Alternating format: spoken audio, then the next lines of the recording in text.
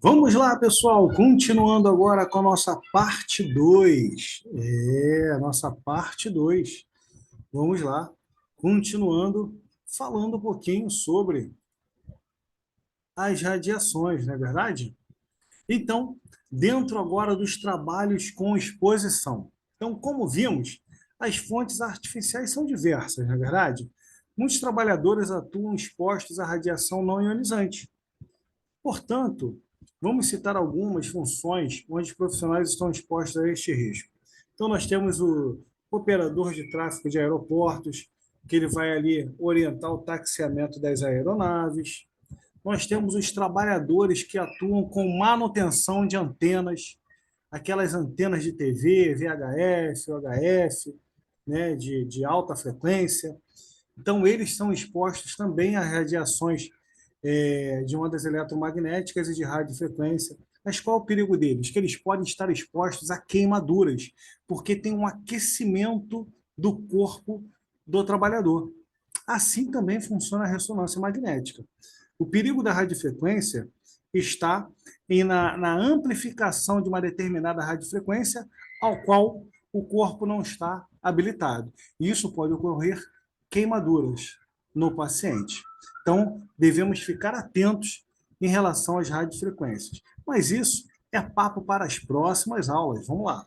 O relato comum entre esses profissionais, quando fazem reparos em antenas no alto das torres, é a sensação de queimação.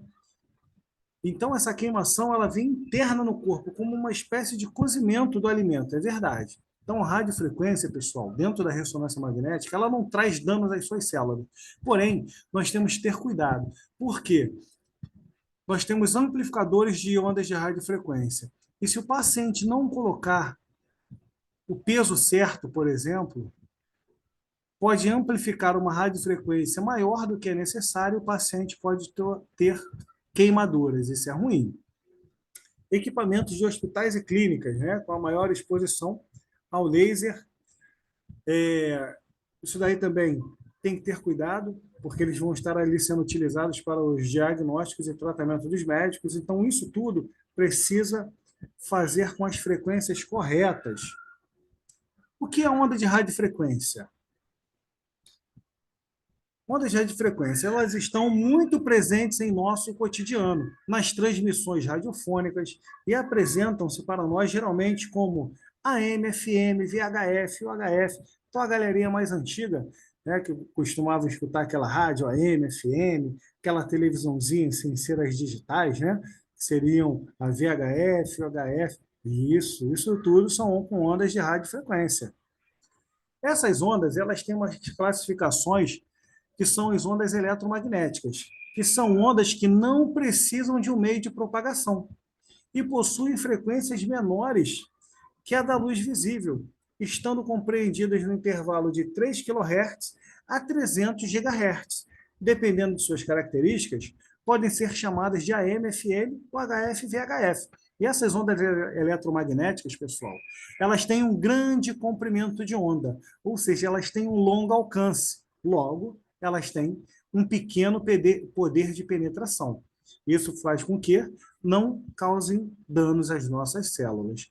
Pessoal, estou batendo bastante nessa tecla, que é para que vocês entendam que as ondas de radiofrequência, os micro-ondas, pessoal, não causam dano às suas células. Como eu disse anteriormente, caso você queira fazer aquele miojo gostoso no seu micro-ondas, posso ficar em frente ao micro-ondas? Pode, não tem problema nenhum. Por quê? Porque são ondas com grande comprimento e pequenos poderes de penetração. Logo, eles estão ali para ter somente calor, só calor, tá? E não necessariamente interação com as células do nosso corpo. Nós temos as ondas do tipo AM, né, que possuem amplitudes de altura de onda variável enquanto se propagam. Já as ondas FM propagam-se pelo espaço, alterando seu valor de frequência. As transmissões FM possuem qualidade superior quando comparadas com a AM. É por isso que elas são mais utilizadas nas transmissões de radiodifusão.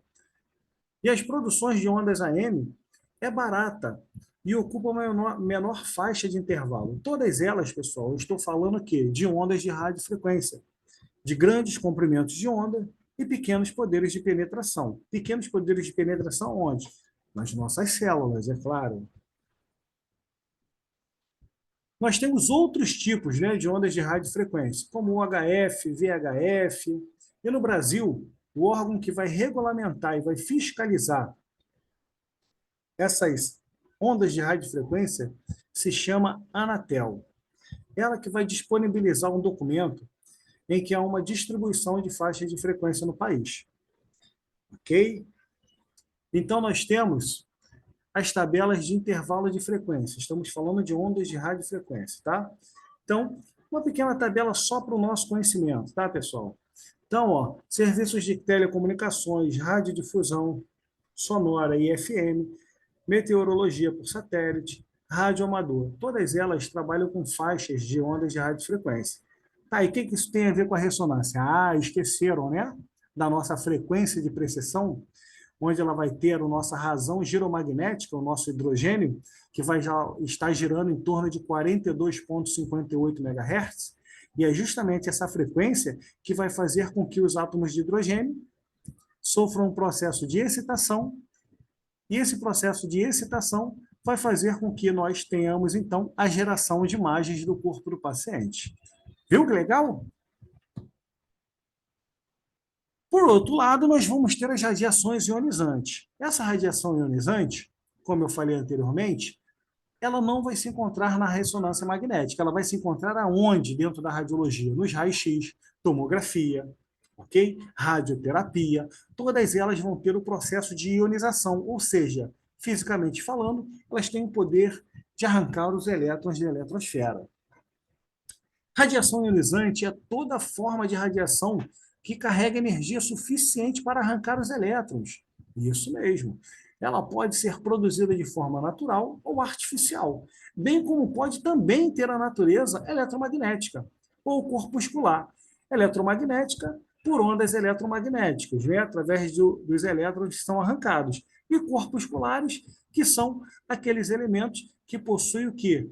Carga, que possui massa. Então, corpusculares possuem massa. Eletromagnéticas, vamos interagir diretamente com os elétrons. Ou seja, se formada por partículas como elétrons, núcleos e etc. Apesar de perigosa para o organismo, tem um vasto número de aplicação tecnológica. É verdade. Então, mas professor, mas por que nós trabalhamos com a radiação ionizante? Nós vamos trabalhar, é verdade, com o princípio da justificação, que o objetivo da imagem precisa ser maior do que o dano causado às nossas células. Então, esse é o princípio da justificação. É com ele que nós trabalhamos em relação às radiações. Dentro dessas radiações, então, nós temos algumas que nós vamos conhecer um pouco mais. Dentro das radiações classificadas como ondas eletromagnéticas, nós teremos o nosso raio-x e a radiação gama, que ela vai vir proveniente de partículas de elétrons. Nós vamos ter as partículas carregadas e nós vamos ter um processo que se chama ionização e excitação. Dentro das radiações ionizantes, nós vamos ter um processo chamado de ionização, que é a remoção completa de um ou mais elétrons de valência das suas eletrosferas. Quando eles são arrancados, sofrem um processo de ionização. E na ressonância magnética, nós vamos ter o processo chamado de excitação, é onde os elétrons são elevados a níveis com energias muito altas, porém não são arrancados da sua órbita. Essa é a grande diferença, fisicamente falando, sobre a ionização e a excitação. Isso vai fazer com que a ionização cause danos às nossas células e a excitação somente o processo de calor corporal que vai acontecer com o paciente. Dentro das radiações ionizantes, nós temos, então, algumas classificações aqui que eu coloquei para a gente poder fazer uma melhor análise. Radiações diretamente ionizantes, aquelas que possuem cargas elétricas, ou seja, são as corpusculares. Dentre elas, nós temos uma radiação que se chama radiação alfa. Ela é a mais pesada. Por que que ela é mais pesada? Porque dentro do seu núcleo atômico ela vai possuir 2 prótons e 2 nêutrons. E quando a fonte está fora do corpo, não se constitui risco, porque, por ela ser muito pesada, ela não consegue atravessar uma camada morta da pele, mas ela tem um poder de ionização relativamente alto. Nós vamos ter as partículas beta, pessoal. As partículas beta, elas vão ser emitidas pelo núcleo quando há excesso de nêutrons. Elas são mais penetrantes do que a radiação alfa. Logo, elas também são mais perigosas. A pele já não é mais uma blindagem sobre ela. E elas podem ser utilizadas em exames como braquiterapia, por exemplo. E nós vamos ter as radiações indiretamente ionizantes, aquelas que não possuem cargas elétricas, como a radiação gama.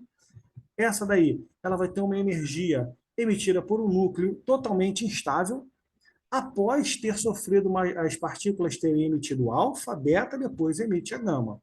Ela tem um grande poder de penetração, temos que ter muito cuidado com ela, oferecendo um risco altíssimo para o nosso corpo. Ok? E às vezes ela é muito utilizada também na radiologia industrial. E nós temos o nosso famoso raio-x, né? Que também vai ter na classificação de radiação eletromagnética, que vai resultar no freamento dos elétrons em alta velocidade, quando colidem com o material-alvo.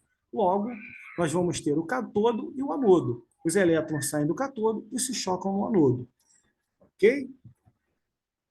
Então, para que nós possamos ver esse gráfico, dentro dos tipos de radiação, então aqui ele vem mostrando para vocês radiação X, aparelho de raio-x, radiações de ondas eletromagnéticas, a energia de 50 a 300 kV, perigosa e penetrante, proteção necessária, poucos milímetros de chumbo já é o suficiente. Já a radiação gama é um radioisótopo envolvido em reatores nucleares, é uma radiação também eletromagnética, com energia de vários megaelectrovolts, perigosa e muito penetrante.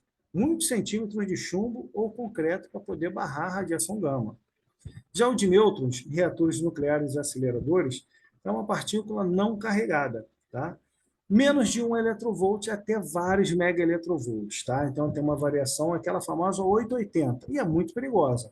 E a proteção tem que ser uma proteção fina de concreto, ok? E as partículas betas são os radioisótopos ou aceleradores, acima de vários eletrovolts, proteção grossa de papel, ok? Então, essas seriam as classificações da radiação ionizante.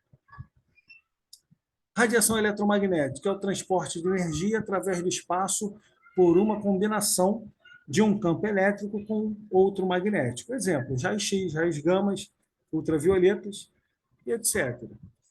Já a corpuscular, aquela que contém massa, é o movimento de partículas da matéria, ou seja, um feixe de partícula subatômica em alta velocidade. É um tipo de radiação muito ionizante e pouco penetrante. Exemplos seriam as radiações alfa e radiações beta. Corpusculares, alfa e beta, que contém massa, e as eletromagnéticas, raio-x e radiação gama. Ok? Então, as radiações ionizantes. É a capacidade de interação da radiação com a matéria que permite que ela seja utilizada onde? Então, onde nós podemos trabalhar com as radiações ionizantes?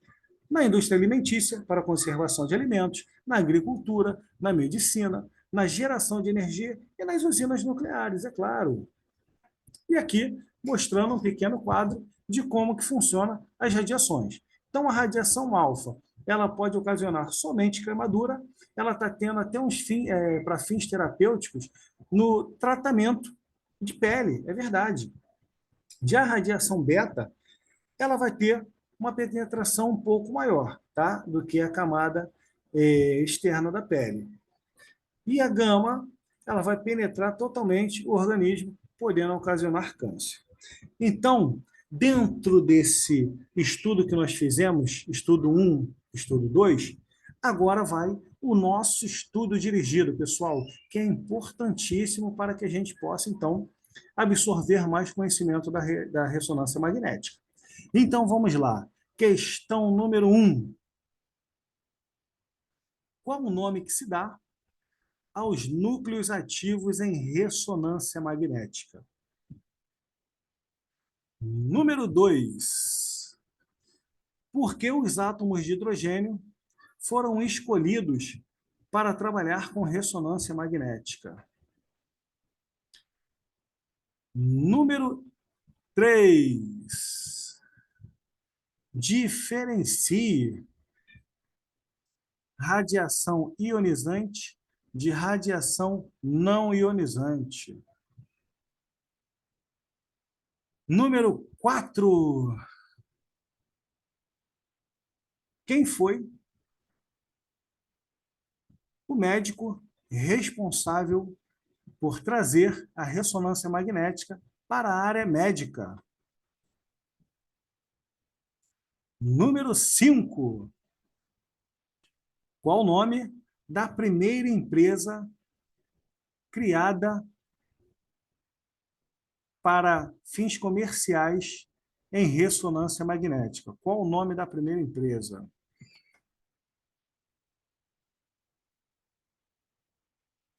Então, pessoal, essas são as questões que eu deixo na aula de hoje.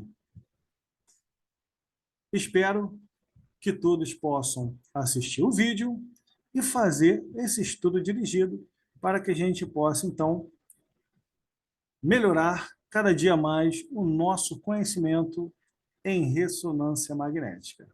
Um forte abraço e até a próxima, pessoal. Tchau, tchau.